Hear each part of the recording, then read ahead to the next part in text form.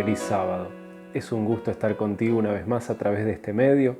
Vamos a continuar este sobrevuelo a través de la Biblia y en esta oportunidad vamos a analizar el libro segundo de Samuel. Vamos a ver 5 comportamientos que un hijo de Dios debería adoptar de acuerdo al libro segundo de Samuel. El segundo libro de Samuel trata exclusivamente del reinado de David. Por lo tanto, primero de Samuel abarca casi un siglo, desde alrededor del 1100 hasta el 1011 a.C., y segundo de Samuel 40 años, o sea, desde 1011 hasta 971 a.C. El sábado pasado vimos cómo un espíritu maligno se había apoderado de la mente del rey Saúl y lo atormentaba, y lo hacía sentir celos y odio hacia David. Saúl intentó varias veces sin éxito quitarle la vida arrojándole lanzas y cazándolo con su ejército por el desierto. Si quieres repasar acerca de este odio irracional que sentía Saúl hacia David, puedes hacer clic en el enlace arriba a la derecha. Luego de la batalla final del rey Saúl contra los filisteos, un mensajero apareció a David. Veamos 2 de Samuel capítulo 1, versículo 4. «Pero, ¿qué ha pasado?», exclamó David. «Cuéntamelo todo, pues resulta que nuestro ejército ha huido de la batalla y muchos han caído muertos», contestó el mensajero. «Entre los caídos en combate se cuentan Saúl y su hijo Jonatán». Ante todas las injusticias que había cometido a David, era casi lógico que la noticia de la muerte de Saúl fuera un alivio para el nuevo rey, pero la Escritura nos dice algo diferente. Veamos 2 de Samuel capítulo 1, versículos 11 y 12. Al oírlo, David y los que estaban con él se rasgaron las vestiduras, lloraron y ayunaron hasta el anochecer porque Saúl y su hijo Jonatán habían caído a filo de espada, y también por el ejército del Señor y por la nación de Israel. Si bien Jonatán, hijo de Saúl, era un amigo muy cercano de David, el hijo de Isaí estaba realmente dolido por la muerte del ungido del Señor. Más allá de todos los intentos de asesinarlo y los años que tuvo que padecer como fugitivo en el desierto por su culpa, David no guardaba rencor en su corazón. Un hijo de Dios no se alegra de la desgracia de su enemigo. Por el contrario, se duele con él.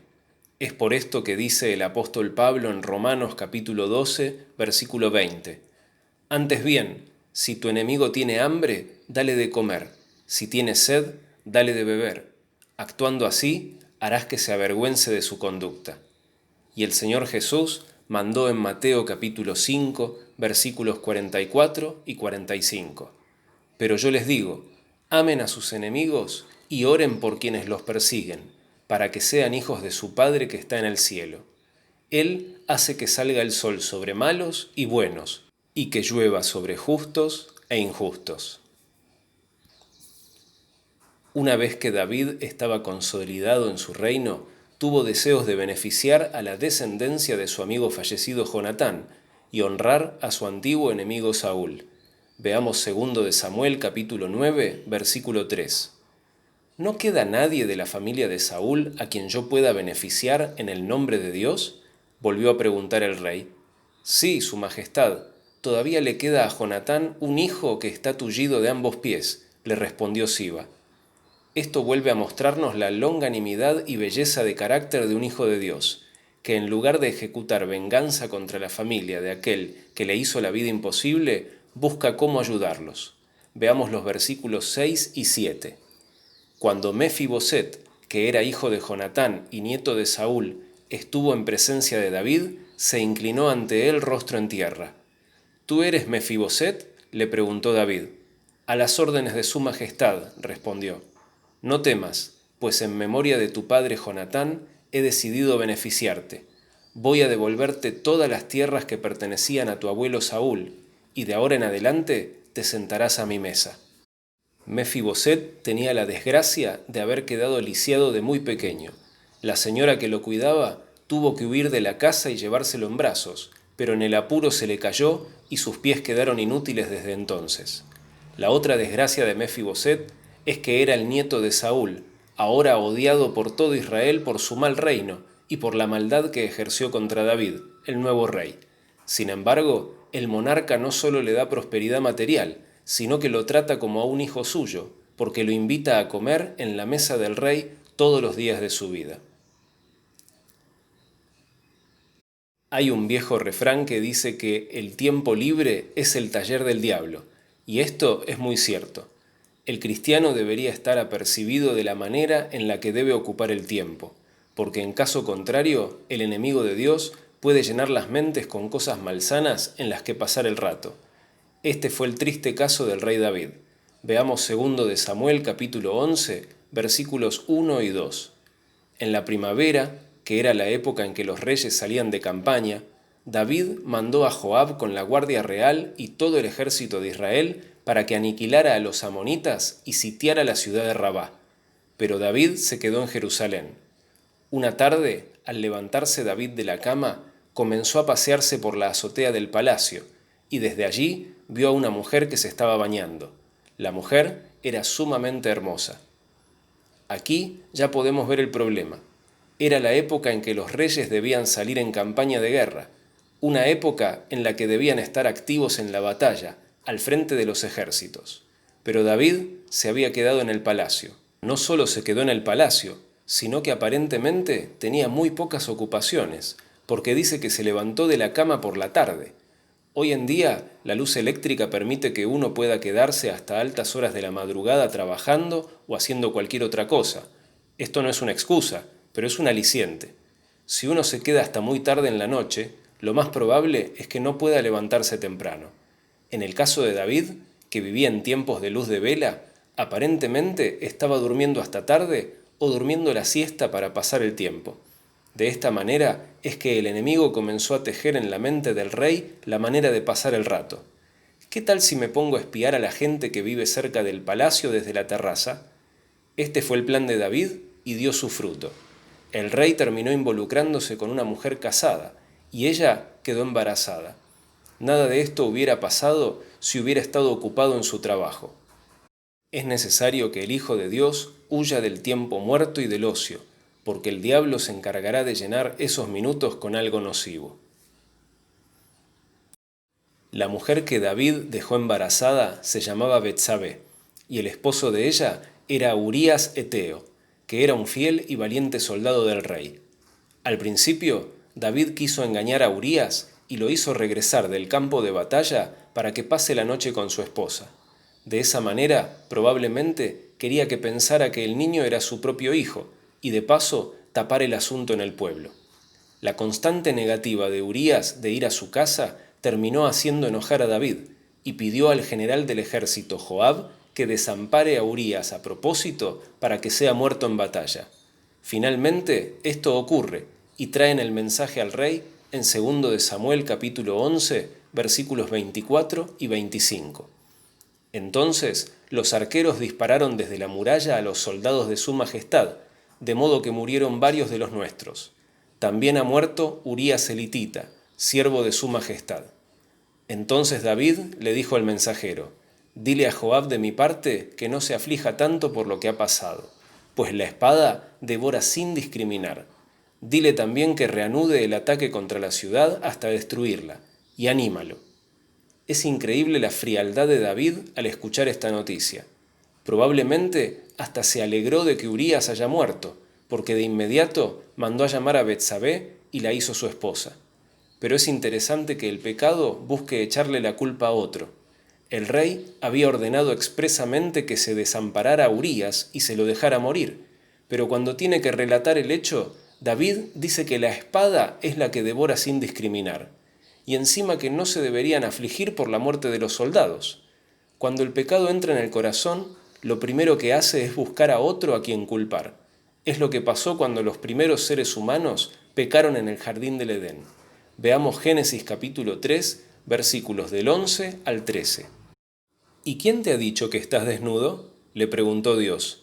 «¿Acaso has comido del fruto del árbol que yo te prohibí comer?». Él respondió: «La mujer que me diste por compañera me dio de ese fruto, y yo lo comí». Entonces Dios, el Señor, le preguntó a la mujer: «¿Qué es lo que has hecho?». «La serpiente me engañó, y comí», contestó ella. El hombre echó la culpa a la mujer echó la culpa a la serpiente, y todos, en definitiva, le echaban la culpa a Dios.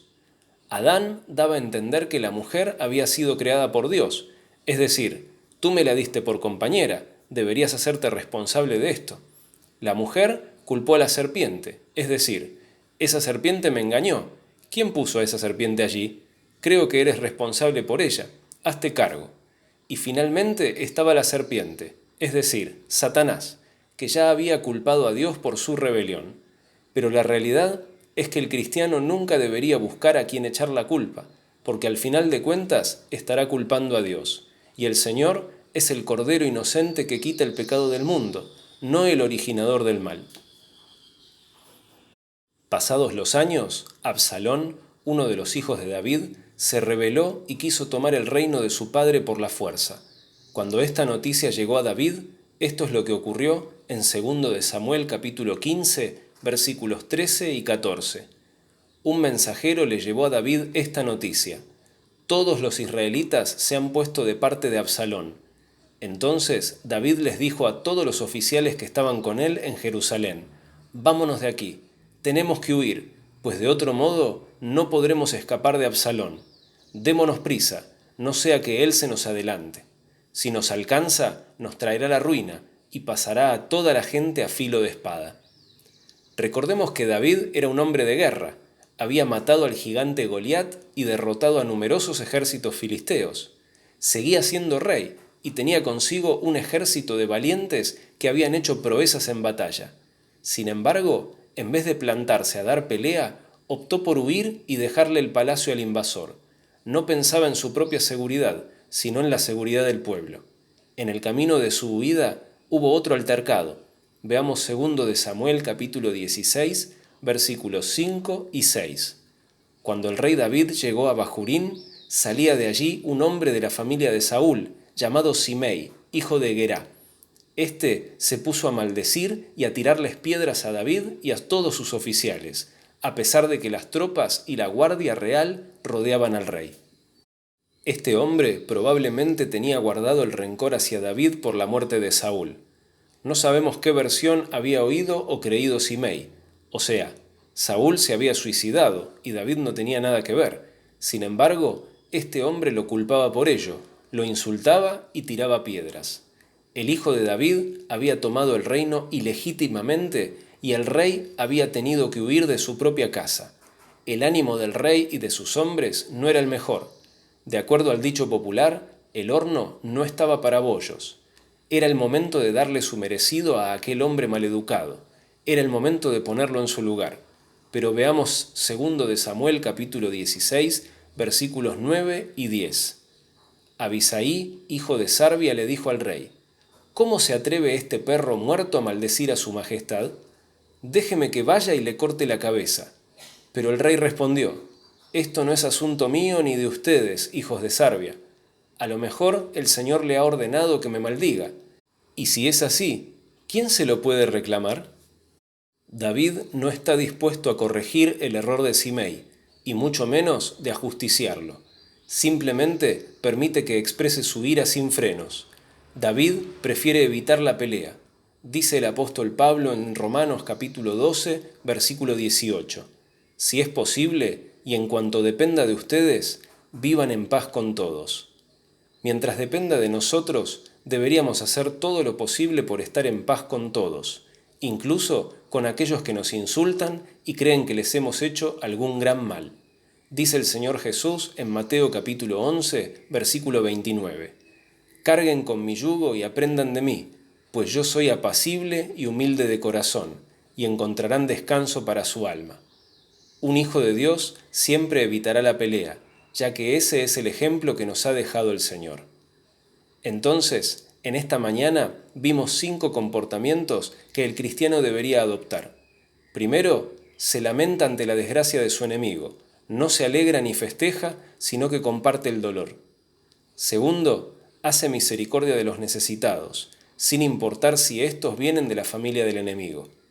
Tercero, el cristiano evitará estar ocioso, porque la mente desocupada es el taller del diablo. Cuarto, un hijo de Dios admitirá su culpa y responsabilidad, y evitará el germen del pecado que busca siempre a quién echarle la culpa. Y por último, un hijo de Dios nunca buscará pelea. Siempre que dependa de él, estará en paz con todas las personas. Muy bien, hemos visto entonces estas 5 conductas en el libro 2 de Samuel y solo resta hacer una invitación.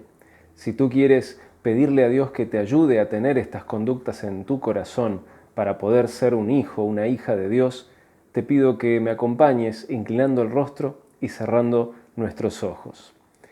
Padre amado, Dios eterno que estás en los cielos, santificado sea tu nombre, Señor. Gracias, Padre, por el libro 2 de Samuel que nos muestra el reinado del rey David. Gracias, Padre, porque allí podemos encontrar varias lecciones. Entre ellas, Señor, que un hijo de Dios nunca se alegra de la desgracia de su enemigo. Un hijo de Dios hace misericordia con los que así necesitan, incluso si son de la familia o si son de los enemigos. Padre, un hijo de Dios se mantiene ocupado, no permite que el ocio ocupe su tiempo. Padre, un hijo de Dios también busca siempre la paz y no culpa a nadie de su propio pecado. Señor, queremos pedirte que tu Espíritu Santo nos ayude a tener estas conductas, estas características en nuestros corazones, y te pido especialmente por esta persona que está hoy mirando el video, está estudiando este tema tal vez por la primera vez, que tu Espíritu obre en su corazón para que pueda incorporar estas conductas también en su vida y parecerse más a nuestro amado Señor Jesucristo. Te lo pedimos en el nombre de Jesús. Amén. Muy bien, espero que tengas una muy buena tarde.